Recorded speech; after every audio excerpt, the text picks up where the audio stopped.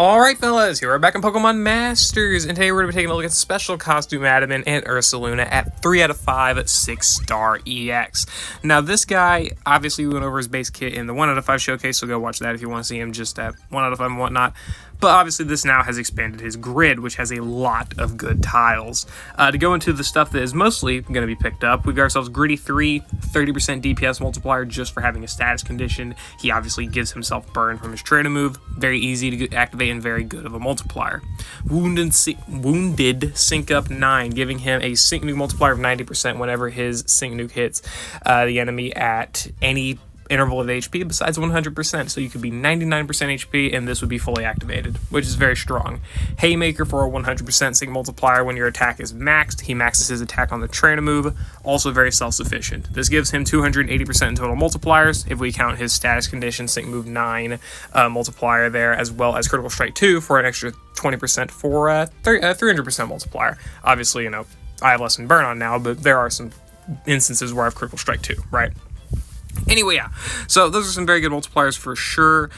He's obviously also got endurance, which can be helpful for making him survive a KO attack, though you do have to work around it a little bit because then he'll just kind of die to burn. But we actually get some good showcases of endurance in this video. Attack plus 30, because his attack stat is pretty good, but obviously it could be a little bit better, so raising the attack by 30 is a very, very impactful increase. Less than burn 9 in the grid in case you don't want to give it to him as a lucky skill. I would just give it to him as a lucky skill though, especially because you can just swap out lucky skill slots, so I probably just would not pick it up in the grid. It costs way too much energy to try and get to as well, in my opinion. He's also got Pinch Push 3, Initial Physical Boost 3, and then Danger Damage Guard, which all activate when he's in a pinch, but in Danger Damage Guard that's at 50% HP, which this is very good stuff. This is very good stuff, mostly gimmicky, but I'll go into a bit more detail on it later on. He's got 2 sync nodes, of course, as usual. He also has Pinch Burn HP Recovery 9, which restores HP when he is taking damage in a pinch, or when he uses an attack move in a pinch while burned, so he's able to restore his HP more than what the burn can do to him, so he's able to make sure he's keeping his HP up to where he won't KO himself. Right, but he's still obviously in KO range, right? Like 30% HP, not a great spot to be in, but it does help out with his damage because he does get more damage on his Hazy Headlong Rush the more his HP is lowered. And then Burned Hit move gauge up to 9, which charges gauge by 2 when using attack move while burned. This just makes him extremely self-sufficient. And then Burned Hit physical boost up 1/9, which increases physical moves next when his attack move is successful while burned. Very good node. Probably going to be unable to pick it up though, just due to the lack of energy, right? But +1 physical moves next when pretty much just using an attack move. That's very strong. So if you can pick it up, his Hazy Headlong Rushes are going to look pretty impressive. A little bit of a longer talk about the grid there, but hey, that's kind of all it is. We'll go into a little bit more detail in the videos, or in the battles, so let's go ahead and just go over those. I don't want to waste too much more time. Alright, figured may as well just go ahead and showcase him here against his battle challenge again, because again, people like seeing super effective damage, so I think it's fair. May as well go ahead and showcase him super effectively. Why not? Whatever, we got Courtney here, and we've also got Roxanne for 1, activating the enemies, or deactivating the enemy's passive there to where they take a little damage when there's no status change, and then she's also able to apply defense debuff so we can get a little bit of better damage with Adaman as well, so figured not a bad character to bring. Getting Courtney just for ground zone, right?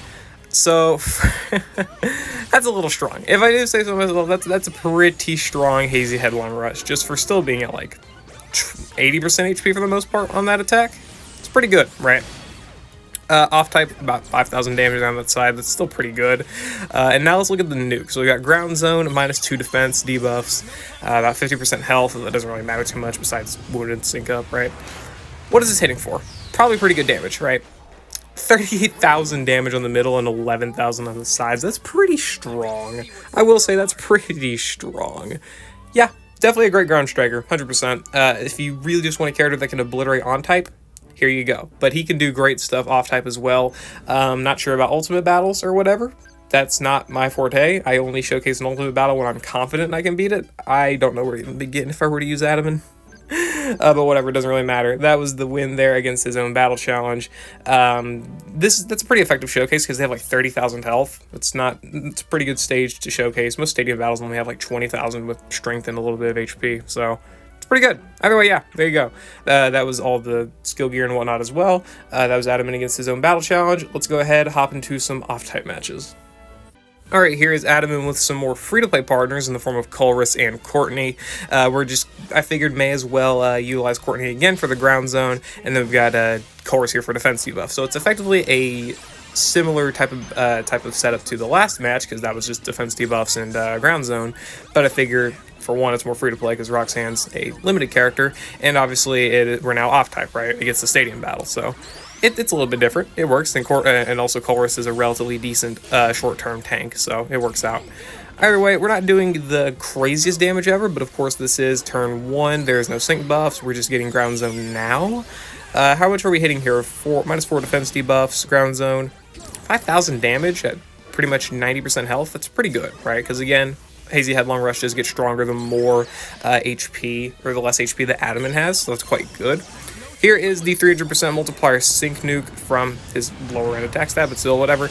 Looking at it, 21,000 damage on the sides. Obviously, we didn't crit the middle, but if characters don't have like soften up 1 or guaranteed crits anymore, then you're really just gambling on your critical hit sync move. Anyway, 10,000 damage there on that Hazy Headlong Rush.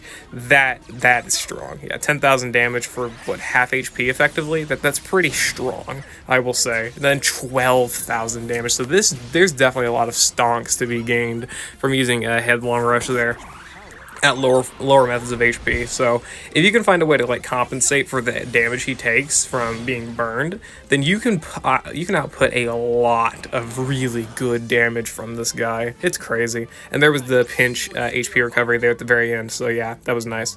That was pretty much Adaman's. That was his full nuke with both sync nodes, wounded sync up 9, haymaker, status condition sync move 9, and gritty 3 as well for some DPS. So that's effective. It's definitely very effective. Pretty easy off type, right? Ground, not the strongest type in the world, but obviously if you just partner him up with Courtney and then bring like any support that is relatively bulky, maybe one that can debuff defenses, apply physical moves next. In the future, if we ever get one with ground zone or ground rebuff, or well, we actually do have Costume Lyra, right? So Costume Lyra, if you have her, really good there. This guy's going to look really strong with her, or with any of those specific allies. And even outside of that, you can pretty much just partner him up with like a double striker setup or something, and he can just look really impressive. If you want to see that, go and look at the last video where I showcased him with himself, the Leafeon version, right? And Ray as well. Those two were some pretty good combos. But yeah, let's move on to the next battle here. That was off-type Adaman. Pretty straightforward stadium battle. And here we are against Karen with ourselves. We got Variety Giovanni and the main character in Registeel. Was going to use Nita, but her survivability is null and void, effectively. Unless we want to go for HP, which I'd rather not. This is not like a crazy effective setup because Giovanni likes to abuse sand. Adaman does not care to abuse sand, but Giovanni does also set ground zone and covers AoE. So if you want to mostly focus on Adaman's DPS, you can do it, right? You can focus on his DPS with this and utilize Giovanni for the nuke, especially if you have Giovanni's EX roll to where he can damage the sides. It's pretty helpful there, right? But whatever, not really too important here. I forget exactly what Adaman's grid looks like. We do have the gritty 3. Oh yeah, we also got the physical boost. Yeah, okay. This grid here, we chose gritty 3 for the 30% multiplier. We chose the initial pinch physical boost 3, so we get +3 physical moves next when we're at a pinch. We also have the HP recovery from potion there, which probably was a little bit less effective to use, but I wanted the sync move, so oh well. Anyway, didn't really matter too much. And then we also got ourselves the physical moves next when attacking, which I said was out of the way, which it still is really out of the way, but it was still able to be picked up because we did not intend to use the sync move with Adaman, right? We were intending to use Giovanni's sync move the entire time. Also, taking damage from these sides here is definitely very, very helpful in making sure Adaman can get his full damage in, right? He can take damage, get down to like 30% health, and then boom, he's just outputting a ton of damage from the enemies, effectively being able to get him down to low HP to where he's now dying, right? Because he did die to his own burn. That's definitely one of the problems, is that burn damage could be a little bit annoying. Also, there you go, got the win. But it's not really that big of an issue. You can handle it with potions and whatnot. Just some better placed potions and whatnot probably would have been a little bit better of an idea. But that's fine, not really that big of a deal. So yeah, synergy with Giovanni is not like crazy. It's just pretty much double ground damage, and obviously Giovanni's got his own ground zone. Giovanni would prefer a method of like maybe Neo Champion Silver or Apollo to be able to help extend his sand over Adaman, but for shorter battles, that doesn't really matter here. As you see, it was able to get the win in nonetheless, so not all that bad. But it was mostly just a double ground strike with no more synergy really than that, I would say. And of course, I guess ground zone, but the ground zone was whatever. Either way, whatever. There you go. That was the off type with Giovanni as well. Adaman definitely did the most in the damaging department, I would say, and that was very, very fun to see. So DPS Adaman still very viable. Let's go ahead and move on to the next part of the showcase. Alright, this is the final stadium battle I actually have planned here before I give him the EX roll for the next showcase. This one was just funny. This is where we make abuse of the initial sync countdown and the initial physical boost 3 because we effectively do endurance and healing spam. So Adaman can stay at a relatively low amount of HP, but he isn't going to get KO'd from, for one, his own burn, and for two, the enemy's attacks, right? So we have him being the target here with on Bertha because he can take damage and whatnot, right? And also get that physical boost off there, which is helpful. Flinch, not gonna say it was a good thing or whatever, but it did enable us to not take any more damage than necessary, and we could heal up from it. We obviously get the sync move in there, which is very, very helpful. Good lord. And then we take about, what, 800 damage there from that move? That's fun. Either way, whatever. We got ourselves the nuke in, which is not a full nuke. I don't think I have Haymaker selected, which is fine. That's not really a big issue.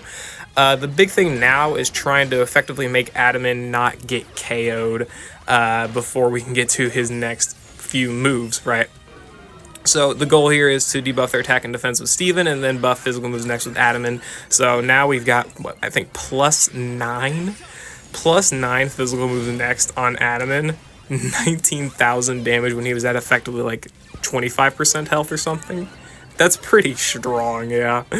So that was definitely a good showing of Adaman's strength. Obviously, you know, +9 physical moves next is plus 10,000 damage. Plus 9 physical moves next is not like an ultra realistic battle scenario, but for if you do want to do like some endurance spam, because Jasmine's great for that, you can, right? Earthquake isn't going to do much because Adaman has max defense and they have -6 attack. Thank you, Jasmine. And Steven, of course, for the attack debuffs. And then we finish him off there, so that's fun. This is effectively making abuse of Adaman's endurance from Jasmine Mosley. You could pick up endurance on the grid, but I actually needed more energy than that. It was also picking up the HP recovery from his being below like 30% health, being in a pinch, right? Helpful to make sure he did not get KO'd from his own burn and the sandstorm chip damage from Bertha. And then obviously Steven being able to utilize defensive debuffs and physical moves next spam, and Jasmine being able to do endurance spam and potion healing spam was extremely effective for being able to pull off that win there. So that was very, very nice. And obviously his own potions were also pretty helpful too. So we could just get a few turns of countdown in while we were at 1 HP for like half the battle, which is nice, no less. Whatever. There we go. That was Steven. Not Steven. That was Adaman there in the combination of Jasmine and Steven. Pretty funny setup, right? Physical moves next, spamming to the max combined with endurance spam, so you can get yourself a lot of low HP for your hazy headlong rushes. And then of course the initial sync countdown and initial physical boost was extremely helpful in pretty much doing the same thing. So that was nice. They work out pretty well together in that aspect. Not a like consistent strat or something you should rely on, but it is something you can do if you just want to have fun, and that's what I did here. So yeah, last battle I got planned for Raikou planned is for a legendary arena solo versus Raikou. May as well go ahead and move on to that. Alright, so this arena solo is extremely easy. There's no real difficulty in this solo.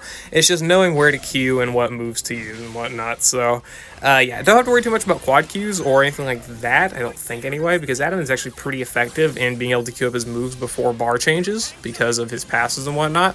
Either way, the plan is to go for a headlong rush on the Ampharos first, then go for a hazy headlong rush on Raikou after using your trainer move, right? And then go for another one on the Electrode. This will KO the Electrode, so you don't, for one, you don't have to worry about it exploding later on, and for two, you get that turn denial, which is helpful. After this, just pretty much prioritize on attacking Raikou. There's probably a most effective place to attack the Ampharos later on. I did get the quad Q in there, which was pretty helpful. There is probably a more effective place to target the Ampharos other than where I did, but I wanted to just go ahead and get rid of it because you do have to worry about its Hyper Beam, right? You have to have a turn where you can potion because Raikou, for one, uses the sync move here, and for two, once you get to the second bar change, it will have a guaranteed critical hit discharge or wild charge. I forget. Right. It doesn't matter. By the way, it'll have that, which will be very, very damaging to you, so you want to be sure you can survive it. Yeah, discharge. You have to be probably at like 45% HP to survive it without endurance, and we do have endurance, but that endurance is important to save for later. So you gotta be pretty worried about that. Either way, it takes us down to about 10%, 5%, 10% health there, which is not great. We do have lessened burn, so we don't have to worry about dying from burn. You got to be sure you can queue up your moves by the time Raikou gets to its thunder there. And this is where you really got to be careful for the most part. You got to get down to the half HP bar, and if you can quad queue, then you can sacrifice endurance. But if you can't quad queue, or not quad queue, but queue up before Raikou, then pick up endurance, because then endurance allows you to survive that discharge, which will then have you and Raikou both be KO'd, but since you KO'd it first, you win. Or I win in this scenario. So yeah, not the greatest explanation, I know, but effectively just follow. It doesn't take much brain power to see what I did there, right? I mean, just pretty much repeat the steps that I did, and it's a very consistent run. You just have to pretty much queue exactly like I did, and you'll be fine. There's probably other more effective ways to do it, and you can probably do it with like probably a lower duped Adaman, really, but this is how I did it. So Master Healer, NPR, and Potion actually probably is also a very effective strategy for this. So if you want to go that route, have fun. But yeah, whatever. That is the Adaman 3 out of 5 6-star EX showcase. I hope you all enjoyed. I will be putting out the 6-star EX roll 3 out of 5 showcase tomorrow. Probably won't be maxing his grid energy, as much as that would be nice. Would it be nice? I don't know. I don't know what I would even want to pick up, really. I don't have any grid ideas for that. I don't know, maybe I'll think about it. Either way, whatever, it doesn't really matter. That's the 3 out of 5 6-star Adaman showcase. I hope you all enjoyed. Let me know what you think about Adaman down in the comments below. Very, very strong ground striker for sure. Definitely the best ground striker in the game, because I think his only competition is like Signasu Giovanni. What other ground strikers do we have besides like Cynthia and Maxi? I don't even remember. They're not really all that crazy anymore either way. So I'd say Adaman solidifies that role. Best ground unit? I don't know. Variety Giovanni and like Fall Roxanne. Are there other ground units that I'm missing? Probably. I'm probably forgetting some. They're all cracked as well, but still, I'd say not Giovanni. I'd say Adaman is definitely near the top, if not at the complete top of ground units, and very deservingly, right? He's a very strong character, and he deserves it. So yeah, I'll see you all later. Hope you all enjoyed, and I look forward to the Adaman EX roll showcase. See you all later.